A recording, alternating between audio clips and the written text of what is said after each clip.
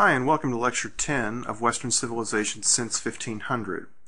In this lecture, we return to political and economic issues that were very important in Europe in the 17th and 18th centuries. Actually, we'll be going back to the 16th century to some extent in this lecture. We'll be dealing with the development of absolutism and the economic philosophy of mercantilism. And in order to do this, we need to talk a little bit about the nature of monarchy in the early modern period. Now, monarchy, of course, has been an institution that's been around for a very long time. However, when we come into the 16th, 17th, and 18th centuries, the institution of monarchy undergoes a pretty significant change. Some of this is due to new technologies that are available that really only the monarchs can get hold of, such as artillery. Only the monarchs can get these often because they're so expensive. But in general, what's happening during this period is that kings are gaining more and more control over their own kingdoms. They are very successful during this period in working to eliminate potential rivalries or challenges from other institutions within their own borders. Most prominently here, we're thinking of the nobility and of the church. If you think back to the Middle Ages, particularly if you watch the earlier lecture series, you might recall how on numerous occasions during that era, we have the church making a successful bid to stop kings and what they're trying to do, and often the nobility are able to put the brakes on royal initiatives as well because they have enough power to stop the kings from time to time. But in the early modern period, the balance of power really tips here in favor of the kings. And by the time we get to the end of the 18th century, pretty much everywhere in Europe, these other institutions can no longer effectively challenge the policies and the powers of monarchs. One of the things that's happening here, and we'll talk more about the ideology of nationalism in a later lecture, but kings are fairly successful in the 16th, 17th, and 18th centuries of putting themselves forward as a sort of a symbol of national unity. Being a subject of the king was the one thing really that would unite somebody who lived in Paris with somebody who lived in Marseille on the southern borders of France. These regions had very different dialects, different languages practically, very different customs, different ways of doing things, but they were both subjects of the same king. So the kings become sort of a symbol here that people begin to rally around to some extent, and there is more loyalty being transferred to monarchs than to local nobilities or in some cases even to the church. Going along with this trend, we have the development of the political philosophy of absolutism. Absolutism is a set of ideas that in the early modern period alleges that monarchs have sovereignty. Now, if you recall the lecture dealing with the Swiss Reformation and John Calvin, we noted that in Calvin's theology, sovereignty was a big part of that and how Calvin emphasized the sovereignty of God. Here, for the first time, absolutists, beginning in the 16th century, start to transfer the use of that term sovereignty from theology into politics. And for the first time, really, we have the notion that kings possess an absolute authority. One flavor or strand of absolutism that has gotten a lot of press and is frequently mentioned in textbooks is the so-called divine right of kings. This is the idea that kings are ordained by God, they are answerable only to God, and therefore their subjects really have no sway or control over what kings can do. This is the theory, at least. And one of the most famous statements of this was put forth by King James VI of Scotland, later James I of England, in the 1590s in a treatise called The True Law of Free Monarchies. And this is a very popular idea among royal courts in the 17th and 18th centuries in particular. The two greatest theorists of absolutism in the 16th and 17th centuries are, first of all, Jean Bodin, a Frenchman who wrote a treatise called The Six Books of the Commonwealth, and Bodin is really the first person to make a sustained argument for this idea of the sovereignty of kings. Bodin takes this idea to extremes in some ways. For example, most people are familiar that there is a privilege of secrecy and silence between Roman Catholic parishioners and their parish priests when they go into the confessional. Well, Baudin relates a story in the 6 Books of the Commonwealth about a French priest who took a confession from a man who said that he had entertained thoughts of regicide. He had thought that he might kill the king because he was so upset with some of the things that the king was doing. And this parishioner went on to say that he had repented of this. He recognized that these thoughts were sinful, and he was seeking absolution for these thoughts. He never acted on them. And the priest absolved this parishioner of the sin, but then he reported the incident to local authorities, and this person was arrested and ultimately executed. Jean Baudin makes the argument that the priest acted appropriately because the sovereignty of the king is so absolute that no threat to it, even in thought, should be entertained. So we have this idea of the authority of the king really being taken to an extreme here. Another absolutist theorist whom some of people watching this video may be more familiar with is Thomas Hobbes, who lived in the 17th century in England. And his most famous work is Leviathan, which was published in 1651. Here Hobbes adopts what's known as a social contract theory of the state, and this is an idea that we'll return to in a couple of lectures when we deal with the Enlightenment. We'll talk about Enlightenment political philosophy and look at Hobbes a little more in detail here at that point. Here I just want to point out that he is one of the major theorists of absolutism. One of the big themes, as we've noted, as kings are getting more authority, we have a process of centralization going on. And we see this in several countries in Europe in the 16th and 17th centuries. We'll begin in this lecture talking mainly about Spain and France. These are the most powerful states of the 16th and 17th centuries. Spain is probably the most powerful state in Europe in the 16th century. That position transfers to France in the 17th century. But the Spanish are one of the early nations to move towards very strong central authority. And if you recall from the earlier series of lectures, the Iberian Peninsula is divided up into a number of different states during the Middle Ages. The 2 largest of these were Castile-Leon and Aragon. In 1469, the monarchs of these 2 kingdoms, Ferdinand of Aragon and Isabella of Castile, married each other and united the kingdoms, although for a time Aragon and Castile maintained their own separate domestic institutions. But they have the same rulers from that point on, and gradually there is sort of a blending and merging of those 2 kingdoms. In 1492, Ferdinand and Isabella complete the process of the Reconquista. This was the 700-year-long process by which the Christians were trying to expel Muslims from the Iberian Peninsula after the Muslims had come in there and in conquering mode in the early 8th century. The last Muslim stronghold, Granada, which is on the southernmost part of Iberia, you can see it here on the slide, was taken in 1492, by coincidence the same year that Columbus makes his first voyage to the Americas. Ferdinand and Isabella then follow up this victory with a pronouncement that all Jews and Muslims in their kingdoms must either convert to Christianity or leave. So we have here an attempt by Ferdinand and Isabella to forge a unity of the society based on religion that had not really been there in Iberia throughout the Middle Ages, because during that period, Iberia had been sort of this melting pot of Christian and Muslim and Jewish identities. But here, they're laying down the law. The majority of Jews and Muslims make nominal conversions to Christianity, but many of them decide to leave.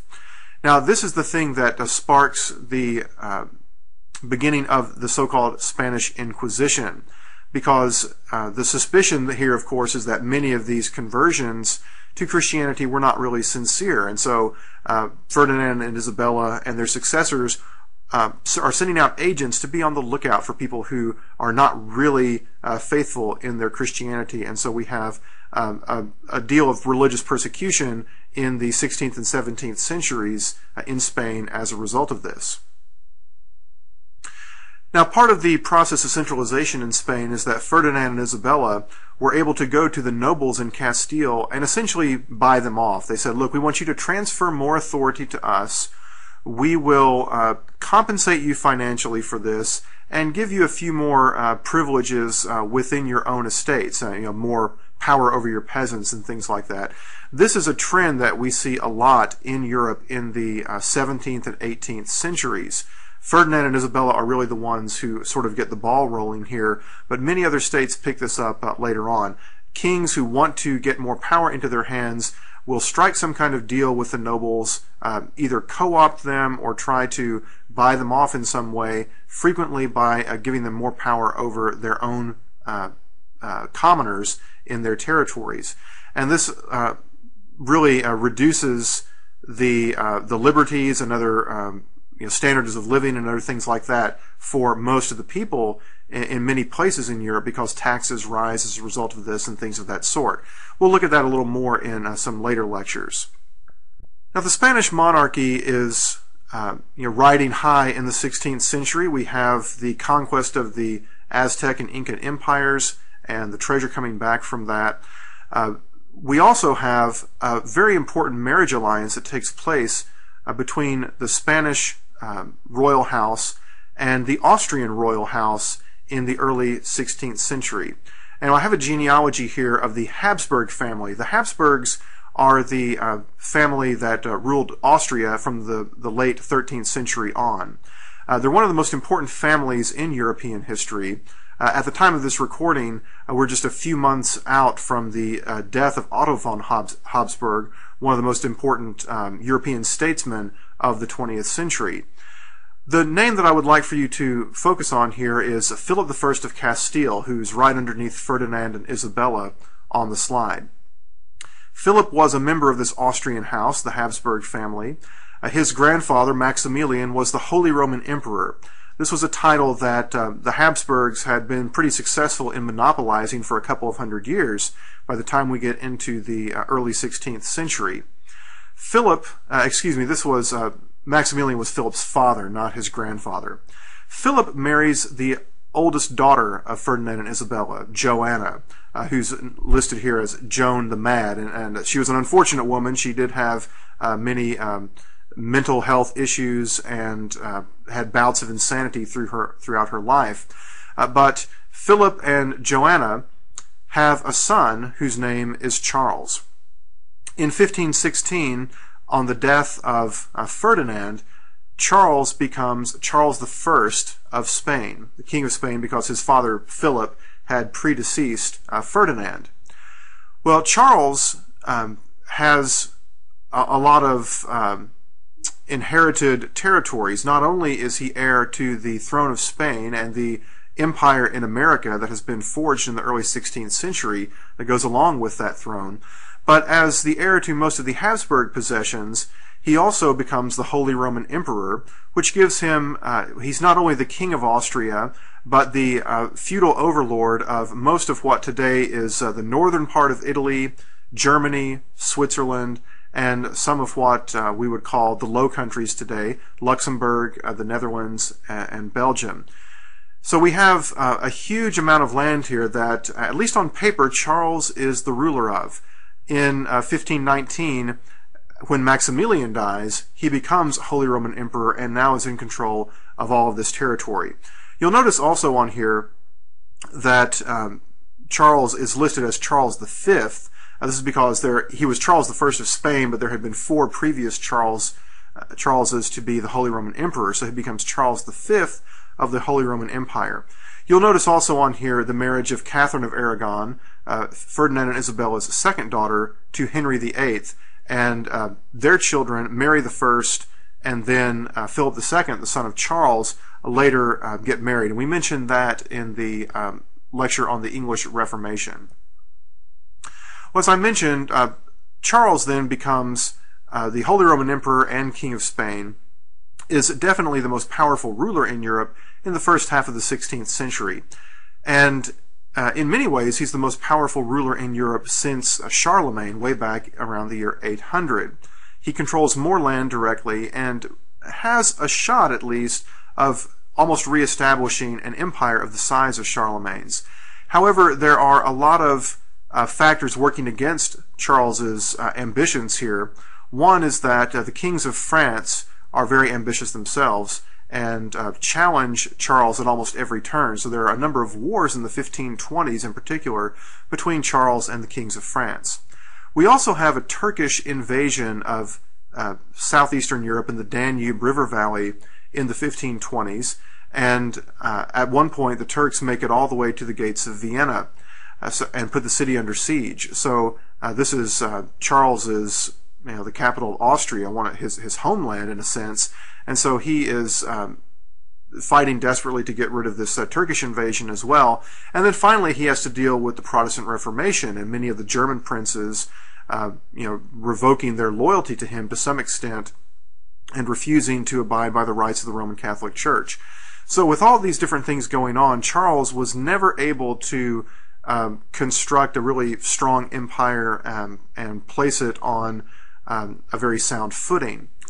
He was so fed up with all the different struggles that he had endured through his career that in the mid-1550s he actually decided to abdicate his title.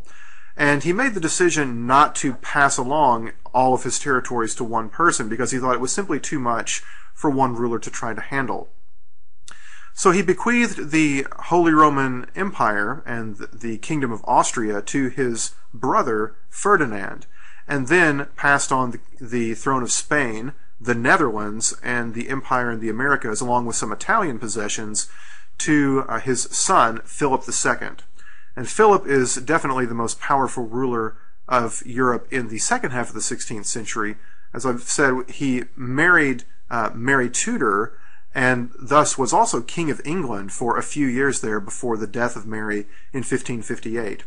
But it's during the reign of Philip II that Madrid really becomes built up as the capital city of this Spanish Empire, a position that it retained into the 20th century. Philip also constructed a massive fortress outside of Madrid called the Escorial, and it became his administrative center. Philip was very interested in the details of administration and spent most of his days going over dispatches and paperwork and that sort of thing. He was kind of a micromanager to some extent. Not quite the image of the chivalric knight dashing out on the battlefield like some of the other rulers of the 16th century, such as Henry VIII. Philip was very involved throughout his reign in wars against the Turks. Of course, his father Charles had to fight the Turks in Vienna, but the Muslims, coming from primarily the Ottoman Empire, are really in an expansionary mode here in the 16th century, and they're moving westward across the Mediterranean, taking over islands and coastline on Africa, into the Balkans. And Philip decides it's his responsibility as the leader of the most powerful Christian state to lead the charge against this Muslim advance. So he helps to form an alliance called the Holy League with other Roman Catholic powers, not only the Spanish Empire and possessions, but also the Republic of Venice and also the papacy. Venice, of course, has a very powerful navy. The Papal States do not have that big of an army, but they do have a lot of moral clout and sway within the Roman Catholic world. So for a couple of decades here, we have almost constant fighting between the Holy League and the Turks. The key moment here is the Battle of Lepanto in 1571. Lepanto is a spot in the Gulf of Corinth off the coast of Greece, and here we have what was probably the last really major naval battle that was fought in galley fashion. In other words, the ships pretty much ran up alongside each other and had soldiers, on the decks, and they essentially fought an infantry battle on the sea. Very soon after this, naval warfare changes, but this is the last classic galley battle in naval history. And the Holy League wins big here. So this was a tremendous victory for Philip II. The Muslim advance is checked in the Mediterranean, And this is often, for hundreds of years, this was seen in some ways as Spain's shining moment here in defending Christian civilization. G.K. Chesterton, early 20th century poet, for example, wrote a very stirring poem about the Battle of Lepanto, which I'll link to from the notes for this lecture. However, Philip was not nearly as successful in his struggles against Protestant forces in Europe, and here mainly we are talking about the Dutch and the English. The Dutch, the Netherlands, rebels against Spain in the 1560s. We'll talk more about that in the next lecture. The English later assist the Dutch, who are Protestants, and Philip's attempts to crush this rebellion and to punish England as well by sending the Armada against it in 1588 are complete failures. So in general, when Philip is conducting campaigns to the south and to the east against the Muslims, he's very successful, but going to the north against the Protestants, he's beset by a string of failures throughout his reign. But still, as I said, probably the most powerful monarch in Europe in the second half of the 16th century. Following the reign of Philip, Spain goes into a period of economic decline. A major reason for this was fiscal irresponsibility of the Spanish monarchy. Philip and Charles before him had spent huge sums on military expenditures. And for a time, they could get away with this because you had all this treasure coming in from the New World. However, they even spent beyond their means ultimately while that treasure was coming in. And Philip actually declared bankruptcy multiple times. I believe a total of 4 times he stiffed his creditors. So, of course, lenders are getting more reluctant to send money to the Spanish monarch. And also, the Spanish monarchy implemented a number of economic policies that were fairly backward and tended to retard economic development. This is at the same time that some Protestant countries, such as the Netherlands and England, are adapting and putting in policies that are encouraging commerce and economic development. However, the Spanish always sort of looked down on commerce and thought that it wasn't suitable for people of noble birth, and there were all kinds of taxes and other sorts of things that really stunted the growth of the Spanish economy. So by the time we get into the 17th century and the treasure from the Americas begins to dry up, then the Spanish monarchy really runs into a lot of trouble. And they increase taxes, they scrape by for a short period of time doing this, but ultimately they're not able to sustain the amount of spending that they had become accustomed to, particularly on their military. And by the time we get to the second half of the 17th century, Spanish monarchy is in pretty rapid decline, both financially and in terms of its power that could be extended to the rest of Europe. We see a good example of this sense of not quite hopelessness, but a sort of disillusionment and recognition of the stagnation in Spain in the early 17th century novel Don Quixote by Miguel de Cervantes, considered to be one of the greatest works of Western literature. And if you're not familiar with the story, Don Quixote is a Spanish nobleman who embarks on the career of a knight-errant in the early 17th century, in an age when really knight-errants didn't have a place in society anymore. But Don Quixote is a bit addled in the brain.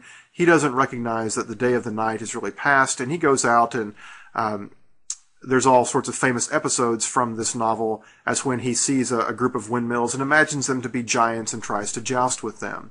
So we have here a sort of making fun of the chivalric ideal and at some of the policies of the things that Spanish culture was involved in the Spanish state, but at the same time a sort of wistful hint of nostalgia, recognition that Spain's glory days were really behind it by this point.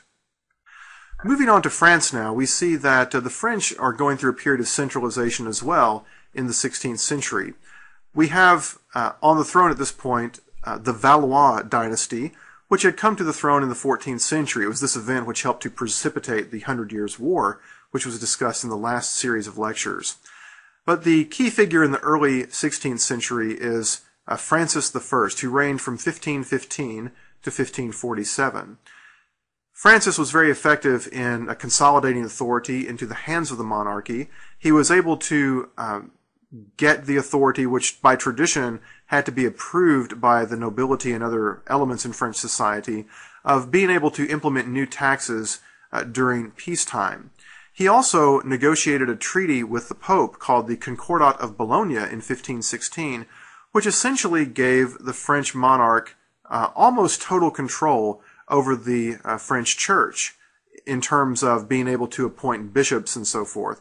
And many historians believe that it was this favorable position that the French king had with respect to the Roman Catholic Church that made the French monarchs very reluctant to entertain any ideas of giving the Protestant writers and thinkers much of a hearing going through the rest of the 16th century and through the rest of the early modern period. France remains, at least at the highest levels, a very staunchly Roman Catholic country throughout the early modern period. However, there is one significant barrier to the French king's attempts to consolidate authority, and that is the growing presence of the Huguenots. Recall from the earlier lecture that Huguenots are French Protestants who are primarily influenced by the teachings of John Calvin. And, of course, with the persecution of Protestants that was ongoing in France during the 16th century, there are a number of Protestant members of commoners and also members of the nobility. Some estimates are that upwards of 40% of the French nobility, particularly in the southern part of France, had converted to the Protestant faith by the time we get into the 1560s. And so there's resistance there to these centralizing tendencies of the French monarchs. This helps to lead to what's known as the French Wars of Religion, which run from 1562 to 1598. Now, this is not simply a war between Roman Catholics and Protestants. That is a major element of it, but there are different factions within the French government which are playing themselves off against each other. Some of these factions are Catholics, and you have Catholics fighting Catholics from time to time. But it's not too much of a generalization to say, yes, this is a Protestant-Catholic fight. The blood comes to be shed for the first time in 1562 when some Roman Catholic noblemen began to try to carry out a purge against Protestants in their own territory, and about 3,000 Protestants were killed. This led to many years of fighting between Protestants and Catholics in France. A key event during the Wars of Religion was the so-called St. Bartholomew's Day massacre on August the 24th, 1572. The background to this is that there was an attempt to have a truce between the leading Catholic and Protestant factions, and a marriage alliance had been arranged between Protestant and Catholic families. Many Protestants had come to the city of Paris to celebrate and observe this marriage, and while the city was full of Protestants, Queen Catherine de' Medici, the mother of the French king at the time, who was a minor, and therefore Catherine was really the regent in charge of the government, sent out orders for a general massacre of Protestants to be carried out. And so many people were killed during this episode, and you see a representation here on the slide. But from this point on, of course, the Protestants take the fool me once, shame on you, fool me twice, shame on me attitude, and there's continued fighting for another 15, or actually about 25 years almost. The French Wars of Religion finally come to an end when the Valois line dies out in 1589. The closest claimant to the throne is a fellow named Henry Bourbon, who was actually a Protestant, and Henry has a difficult decision to make here. He wants to be king, but he knows that the majority of the French population will not accept a Protestant king.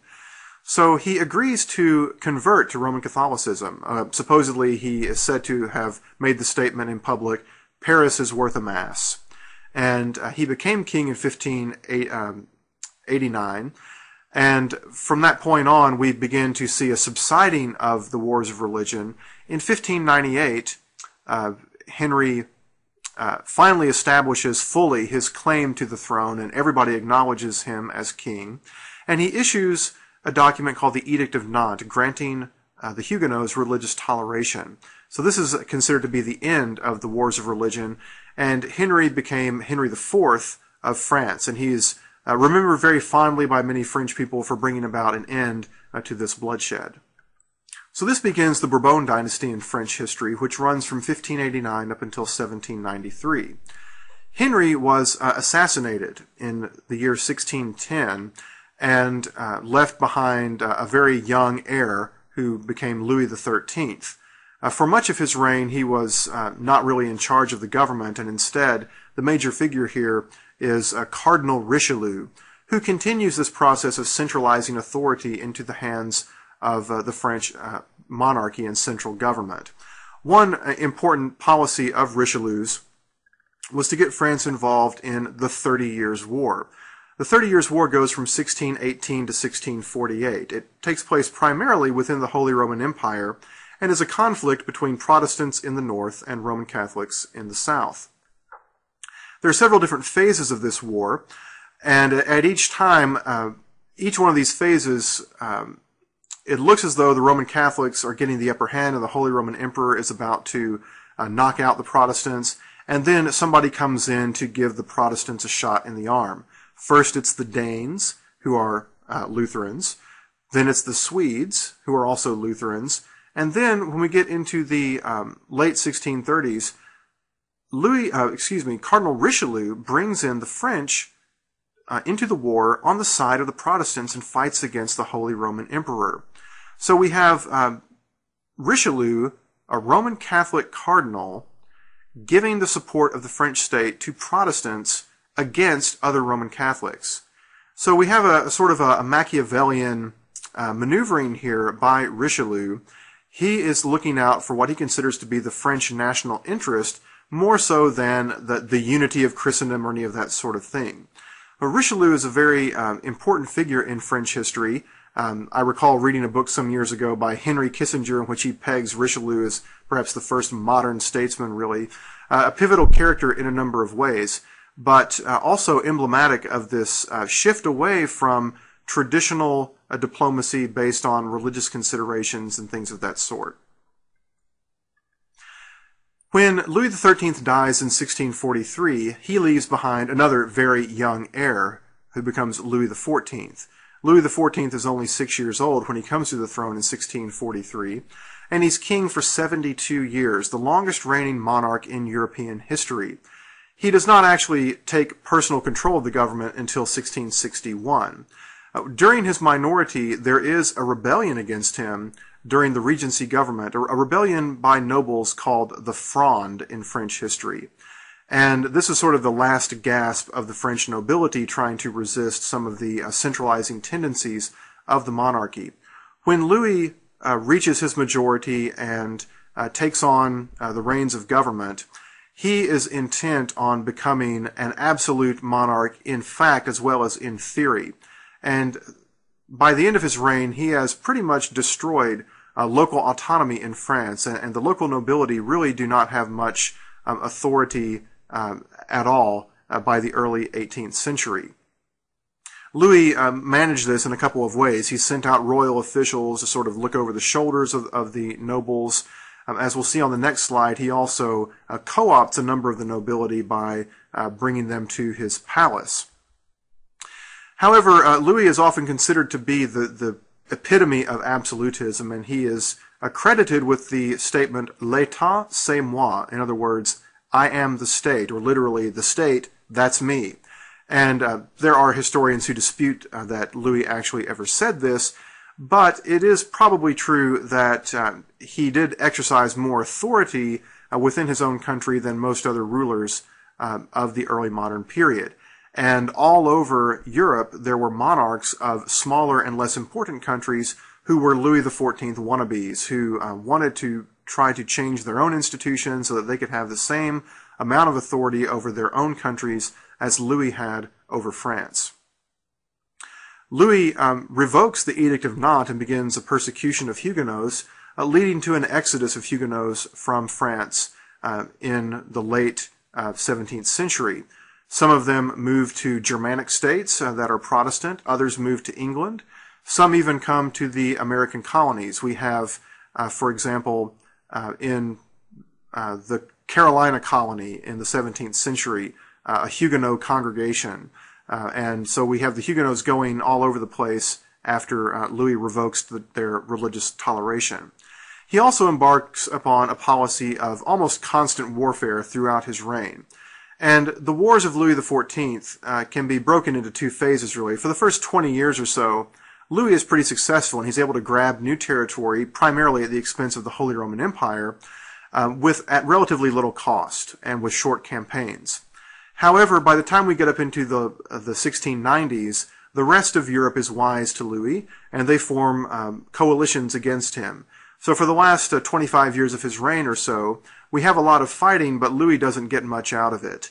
And he is forced to raise taxes, and the people of France are really upset at a lot of the things that he does. So much so that by the time he died, it's said that in 1715, upon his death, there was rejoicing in the streets of Paris because Louis had grown to be so hated because of his heavy taxation in order to finance his army. One of the lasting monuments that Louis left behind was the palace at Versailles. Versailles, at the time of Louis XIV's reign, was a very small town about 12 miles outside of Paris. Of course, if you travel to Paris today, Paris has grown so large that it has completely swallowed up Versailles.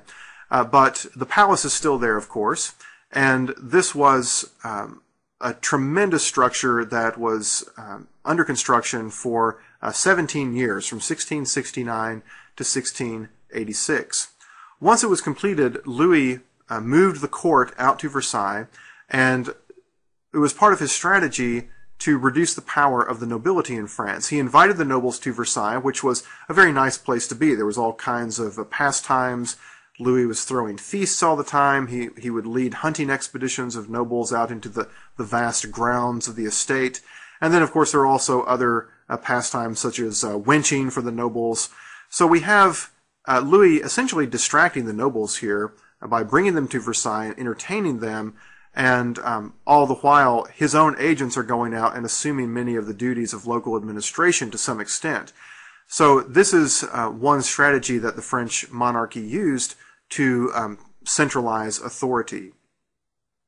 Versailles also becomes the center of European culture, and some of the most famous artists and composers of the late 17th century were present at Versailles. As I mentioned before, many other kings in Europe wanted a palace like Versailles. So even in Europe today, you can travel around and see a number of palaces and castles in other countries, such as the Palace of Sanssouci in Germany, Prussia at the time, which was modeled on Versailles. So Louis XIV is really an iconic figure for the rest of the monarchs in Europe, and for the nobility, and also for those artists, playwrights, sculptors, and other people involved in the production of high culture. Now, the economic policy that becomes important under Louis XIV is today known as mercantilism. Mercantilism was advanced most strongly by Louis's finance minister, a man named Jean-Baptiste Colbert. And there is no real treatise that Colbert writes or anything like that outlining the values of mercantilism, but we can make some generalizations, and these come to be picked up by other countries as well. Mercantilism views foreign trade as a competition among states. And so there are winners and losers, and if a state wants to win at foreign trade, it must get control of its own domestic economy in order to manipulate the trade to its advantage. You keep score in mercantilism by way of gold and silver. This is called bullionism, the idea that the prosperity or the wealth of a country is measured by the amount of gold and silver that it contains. So the goal of mercantilism is to attract gold and silver into the country and discourage it from going out of the country. Now, there are different ways to do this, but in general, the idea that is most widely adopted among mercantilist states is that the goal is to import raw materials and then use those raw materials in manufacturing, in which value is added to the product, and then export the finished manufactured goods, which will then attract more currency into the country. Now, there are a number of specific tactics that are employed by Colbert and other finance ministers in Europe who are trying to put this philosophy into practice. For example, high tariffs on manufactured goods. You want to export manufactured goods, you don't want to import them, so you put taxes on the imports to discourage your people from buying things that were made in other countries. You also give subsidies to domestic manufacturers, bounties. Everything that you export, you get a reward from the state for it. And then there are also attempts to control the carry trade. You want your ships, your country's ships, to be carrying those exports to other countries because those sailors get a cut, and that is wealth that then accrues to your country. So there are a number of other things. These are some of the most prominent ones, and all the states in Europe, almost all of them, are trying to do all these things at the same time in the 17th and 18th centuries. Well, it stands to reason that if nobody wants to import manufactured goods and everybody wants to export manufactured goods, you're going to wind up at an impasse. And this impasse is frequently broken through violence. And we have a number of wars of commerce in the 17th and 18th centuries that I think we can lay the blame for this to a great extent at the feet of mercantilist policies. We have in the late 17th century 3 different wars between England and the Netherlands called the Wars of Commerce, or the Anglo-Dutch Wars, in which mercantilist policies play an important role. Then we have the Wars of Louis XIV, which are not only about getting more territory for France, but also about controlling foreign trade. And then we have dynastic wars in the 18th century, which we'll talk about more in a later lecture, but just so you'll be aware, there are mercantilist policies in the background of these conflicts as well, things like the War of Spanish Succession or the 7 Years' War. So mercantilism is a very influential philosophy that leads to a lot of very real-world political and military results.